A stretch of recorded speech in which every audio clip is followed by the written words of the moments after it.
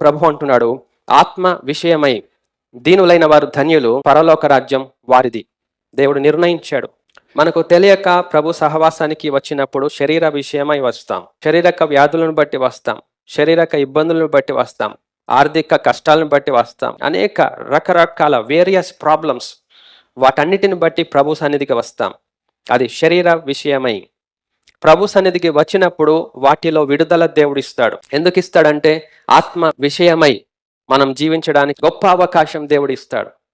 అన్నిటి నుంచి విడిపిస్తాడు. దెయ్యము నుండి, మంత్రాల నుండి, శక్తుల నుండి, అపవాది నుండి, దుష్టుని నుండి, పాపము నుండి, ఈ లోకములో కష్టాల నుండి, ఆర్థిక ఇబ్బందుల నుండి, శ్రమల నుండి, అనారోగ్యాల నుండి, ఎవ్రీథింగ్, అన్నిటి నుండి దేవుడు విడిపిస్తాడు. శరీర విషయమై మనం వచ్చాం. విడిపించబడిన మనము ఆత్మ విషయమై జీవించడం ప్రారంభించాలి. అదే ప్రభువు మనకు తెలియచేస్తా ఉన్నాడు, బోధిస్తా ఉన్నాడు.